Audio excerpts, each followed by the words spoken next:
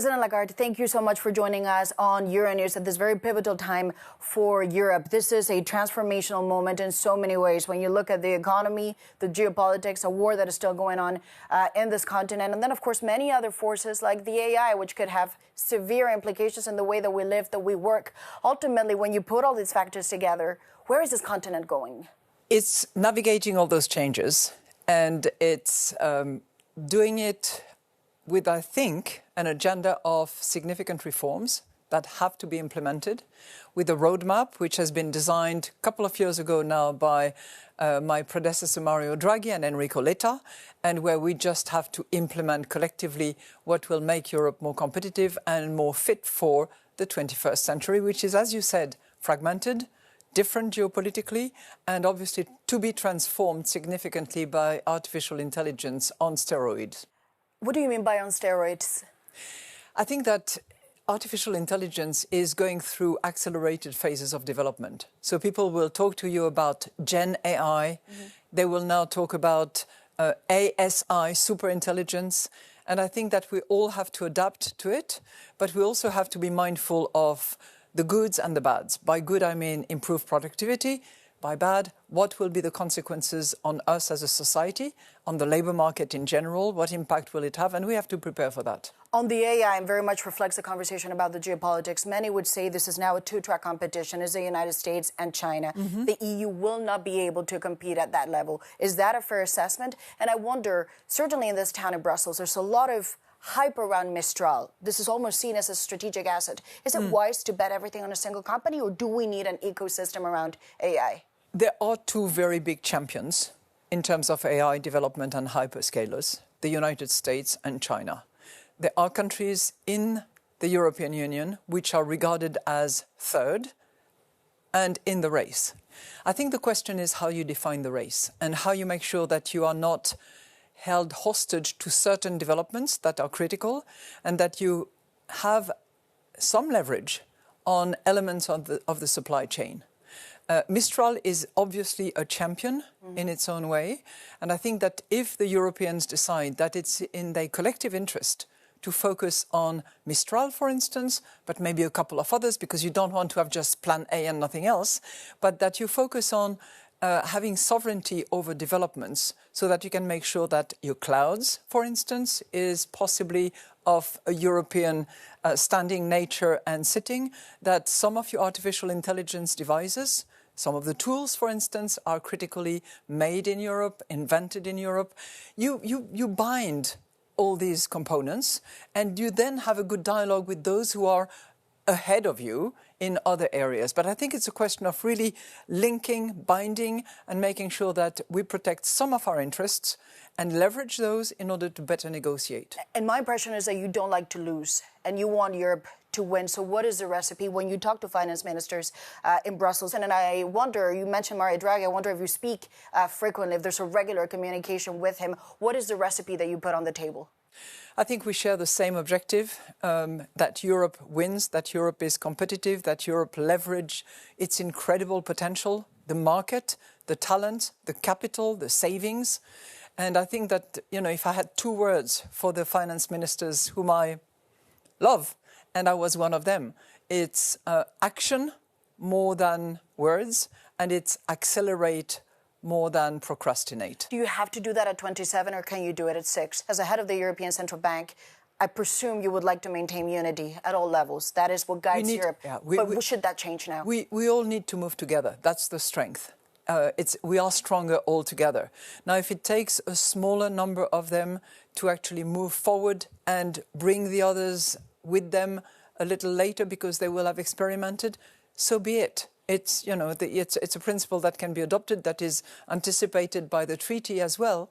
So why not? So move ahead. And to that extent, the Spanish, just this week, they presented a plan before the Eurogroup of joint borrowing. The idea of joint debt is very political in essence in Europe. But just on the economic merit of it, they say it will create a more liquid market, it will save money, and it will be more efficient. Just on economic terms, is that something that as a head of the European Central Bank you say, Let's look at it. You know, it's more than just economic terms, it's also financial terms. Because to have a strong, vibrant and deep capital market, which is something that we all want, at least everybody says so, we need to also you think have... some don't? We need to... Well, I think everybody sings from the same hymn song, but when it comes to implementing it, it's difficult and the devil is in the details. But it's pretty obvious that we also need to have a European asset which can, you know, parallel with the US Treasury bonds, for instance. How we go about it, how the moral hazard is addressed, how it's allocated in terms of results to be decided. And I think it's great that a country like Spain, for instance, makes a proposal, puts it on the table for debate. And it's now for the others to say, OK, we like this part, we don't like this, we can address it. So it's good to actually move forward. So when you hear these numbers, 800 billion euros, Mario Draghi echoed that, the Spanish seem to be putting that on the table. The French president has said, in his view, there are no taboos. That doesn't scare you. When you hear 800 billion euros, this kind of money, it doesn't remember what we did for COVID. That was the amount that was actually put on the table for joint borrowing in order to respond and to produce the recovery and what was it, RRF, the... Recovery and Resilience. Yeah, Recovery and Resilience Fund. That was roughly the amount. And the Commission went to market. We helped in the process because we act as an agent in that respect. And it was widely, you know, broadly subscribed, oversubscribed. So I'm not saying that this is the amount. I'm just saying that to go with the capital market, you need depth, you need liquidity, and you need to entice the savings of Europe onto that market. But we need an instrument as well. And that could be one or an elaboration or an iteration of that. And what's it going to take to convince countries that would say absolutely not? Because by the same token, we said the recovery fund legally was a one-off. Yeah, that was said in certain circumstances. I think the circumstances have changed, and it should lead the leaders of the various member states to consider and to address what are their concerns. So I think an ex ante, no over my dead body, is not the best way to deal with it. I think the best way to deal with it is to try to analyze what is too much of a risk and how that risk can be addressed. And the world has changed because of Vladimir Putin, because of President Trump, and we've heard the criticism. The Europeans are weak, they're decaying, civilizational erasure. They say we are facing that prospect of Europe becoming a museum, or is it also the Chinese? Is this a combination that has changed Europe now in the medium term? We got to wake up. You know, first of all, there is nothing wrong with European culture. And whether it is tourism, whether it is museum, whether it is attracting people to a place which has a vibrant culture, there's a movement that is says wonderful. Museum and the Euro pours. Well, I will tell you something. Is that the algorithm, I wonder? I'll tell you something. If you visit a few industrial, entrepreneurial centres, including in the field of artificial intelligence, including in the field of high-techs, you would be surprised that this is not a museum. This is a very, very active and rich with talent economy. But the key thing is to make sure that money goes in the right direction. Money should not necessarily leave Europe. It should stay in Europe to finance initiatives. And ultimately, what is the biggest driving force? Is it President Trump? It seems to me, when I look at NATO and the G7, the Europeans have now decided we are not going to publicize a divorce, but we understand the relationship is changing, and we've got to do our own thing. And when it comes to China, is that also pushing these changes? You know, there's a lot of criticism around concerning fragmentation and the change in the geopolitics. But if anything, it has certainly led the Europeans to look at their own forces, to look at their own weaknesses, and try to address them.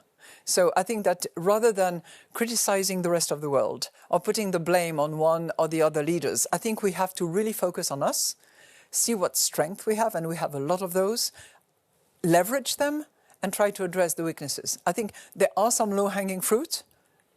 The capital market is one that is not such an easy one, but there are components that are low-hanging fruits, and I'm delighted to see that both the Commission and the Irish presidency want to move further and faster on this front. And we've seen that this week with the digital euro. Yes.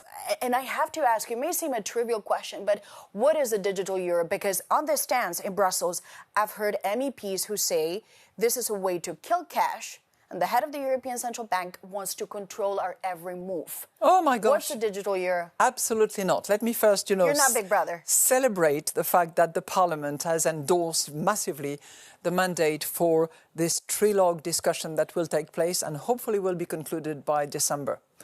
But let me go back to that. This piece of legislation will actually produce two results. The first one is that it will make cash and the digital euro, both, legal tender, which means that nowhere in Europe can anybody say to anyone, sorry, I'm not taking your banknotes, I'm not taking your European coins, because now it has legal tender.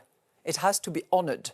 So cash is actually elevated to this legal tender level where nobody anywhere in Europe can say, I'm not taking your money because it is banknotes. No. So banknotes are secured and protected. And by the way, before the end of this year, in December 26, we will have a set of proposals that will be the new design and the new face of our banknotes, so that there is a close link between you, me, and the banknotes. So that's on the banknotes. So no, cash will not go away, cash will be rejuvenated. Digital euro, we need to move into a digital world. You book your trips using digital. You buy your transportation ticket using digital. You buy by digital means, whether you do your grocery shopping or whether you buy your clothes. We need to have also central bank money. For the moment, it's only banknotes, but we need to have it in digital form. And if it is cheaper, if it is faster, and if you can use it throughout Europe, even the better. And the overall question, however, is how is that going to serve the euro's competitiveness? Because there is a real competition now for who will be and who will run currencies in the future. Is it still a dollar story? Dollar is king. You also see the Chinese heavily pushing for their own currency. The best thing I know is a European solution. At the moment, we do not have that. So if you pay, in most instances, 60% of the cases, you use payment infrastructure that is under foreign capital. So we depend on predominantly US, but also sometimes China networks to organize payments. We need to have a European solution because we want to be sovereign at home. So that's what the digital euro will do, because you will have digital euro for retail when you go to the shop, when you buy with a friend, when you want to share a bill. But we will also have what we call wholesale digital euro, which will enable the banks to organize their transaction in digital form as well. And some expected, because of the major changes coming out of the US, that we would see a sort of move away from the dollar and that the euro could benefit from it. The numbers a year later, they show minimal pickup. It should have been, some would argue, a much stronger effect to cash in those inflows. Is this a root of concern that even with this uncertainty, the euro was not able to capitalize on it? Or would you say, look, this is a 20-year story. I can promise you in 20 years that share will be much higher? I would never promise anything because there is so much uncertainty and those movements take time. What we have seen in history, when the sterling pound, was gradually replaced by the US dollar, it took that long, if not a bit more. So what I'm saying today is that the euro is a solid currency. 25 years ago, soon 30 years ago, people were saying, it's dead on arrival. It's not dead on arrival. Many it keep is betting solid against and it. strong. Absolutely, absolutely. So it is solid and strong. The European Central Bank is well established, credible, and highly respected. The monetary union is a force, but it is not enough. We have to go beyond that. We have to be credible from a security point of view. We have to be solid from an economic point of view with lots of trade agreements. This is in process, and we have to make sure that our institutions are solid and that the rule of law is respected. But I would contend that the euro has remained stable and slightly increasing in terms of support and attractiveness. I hear a lot of noises along those lines. And to that extent, I do have to ask you, going back to the question of China, there is a message that is legitimate, and that is Europeans are saying we want a fair deal. The numbers coming out of China, when you look at that trade deficit, it's a deficit after a deficit. They sell a lot more than we do to them. When you look at the trade surplus last year from the Chinese, it's another record. There's no indication that they're rebalancing in any way that is fair to Europeans. There's a deadline now in October. What happens if the Chinese do not respond to that deadline? The easy cop-out answer would be, it's not my business, it's the business of the Trade Commissioner but I know and you the care Commission about at Europe. large. I care very much about Europe, and I care very much about keeping an international trade system in place that is sensible and that is propitious to the exchanges between nations and between enterprises as well. So I think we need to have areas that we know are critically important and that we will not let sort of fade away to any competition, including China, of course. So you but that for the rest, message that a fair deal needs to happen. It's not a fair deal what we have at this point. It's a deal that is predominantly organized under WTO. Mm-hmm. You still have about 75% of trade conducted under WTO rules. But as far as China is concerned, there has to be a discussion of adults in the room who are, respecting each other's position and who are going to make sure that it's a good deal on both sides. The Chinese are very good at talking about it. We actually need to walk the talk and this is see across. On a sectorial basis what it means. See on a pricing basis what it means, see on a grants and subsidies basis what it means, and see on a financing basis what it means. And will you be monitoring that October deadline? Because some say the Europeans have put themselves in a difficult situation. If they do not respond, they're going to look weak. If they respond, there's a chance of, at the bare minimum, real trade tensions, potentially a trade war. Whenever there is a crisis, a deadline or something really hard, the Europeans are up to it. So I have full trust that this will happen. In October? At some point. Who am I to say that? I'm not in charge of trade negotiations, but I'm sure monitoring, they will appreciate the urgency of the matter and the need to find a dialogue that is productive on both sides. And President, for Europeans, you've had to increase interest rates. You talked about some of the uncertainty facing the European economy. Just for the average European, they see that they're now operating in an environment where interest rates are much higher than they were used to just a few years ago. Is this the new normal? No, but look, I think what was not the norm was a time when interest rates were in negative territory. It just, it was an anomaly. It's a total anomaly that if I lend you money that you will only give me back in 5 years, in addition to lending you money, I have to give you a bonus on it. You don't pay. This doesn't make any sense. I mean, everybody understands that. If I lend you money, you only pay me back in 5 years, you have to give me a little top-up, which is, the term premium and the risk premium eventually. So interest rates go with the payment of money over time. And if you lend money over time, obviously there is an interest. So I think we are more in normal time when you have an interest rate. Now, interest rates are determined with the objective that the central bank has, which is to provide price stability. If you don't have price stability, if you think that prices are going to go up or down, you just completely confused as to what you should do, whether you should buy, whether you should sell, whether you should employ, whether you should fire, whether you should invest. So what our mission is price stability. And for that, the big tool, especially when you have inflation rising its nose, is interest rates. So we slightly increased interest rates, which are now at 2.25%, when we have the latest reading of inflation at 2.8%. Not to say that we align with inflation, because our goal is medium term. We need to see inflation returning to 2% in about 3 years' time. And that's what we have with the projections that we produced. And on that level of interest rates, which is so key for European consumers, your message is to say, this is the level that we believe will be the base for the months to come, ultimately. You have to be okay with this. Understand that this is the level now. Potentially even go a leg higher, depending on how things go. We do an assessment at each and every meeting. We meet roughly every 6 weeks, and we look at all the fundamentals. We look at the projections that we have. We look at the estimated inflation in 3 years, in 2 years, in 1 year's time.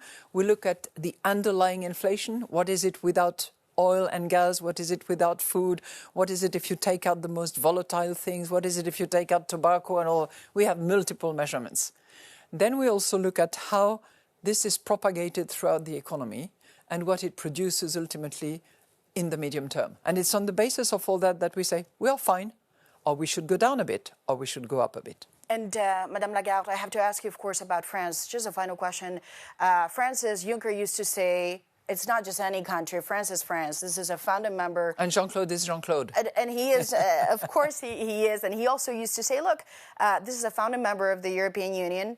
It is systemically important when it comes to the euro area. But beyond that, it's a country that represents a form of ideals to the world. It's a republic for its citizens. At this point, and this week we've had now what seems to be now an idea of who will be able to run or not, in which conditions, crystallize. Le Pen will be a candidate. And if I look at polls now, there is a real scenario in which the final ticket, the two final candidates, will represent extremes, certainly in the European Parliament. Jean-Luc Mélenchon is really on the left in the European Parliament. She is on the Patriots for Europe, a creature created by Viktor Orban to change Europe. When you look at that final ticket, and it is a possibility, do you say, yes, it is an existential threat to France, and therefore it is an existential threat to the stability of the European economy? You know, I try to look at all member states without diving deep into the politics of anyone. Of course, as a French, I have my own views. I keep them to myself. But what I very much hope is that the democratic process will continue. You know, in politics, the next, 8 months is eternity. So many things can happen. We will be monitoring.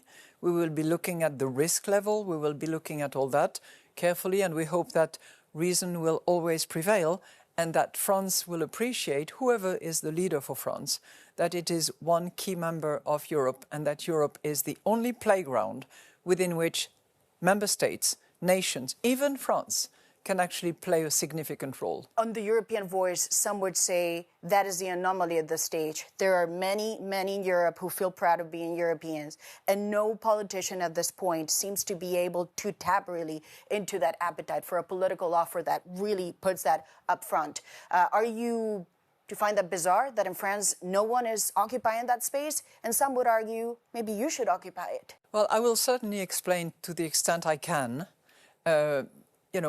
why the European dimension is so critical. In a campaign or in your role I will as the head of explain the that in whichever capacity I will be most efficient. It's all open for you at this point. I'm not a candidate for anything, but I'm very keen that Europe is protected, that Europe is the framework within which member states operate, including France. Well, President Lagarde, thank you so much for joining us on Euronews. Thank you very much.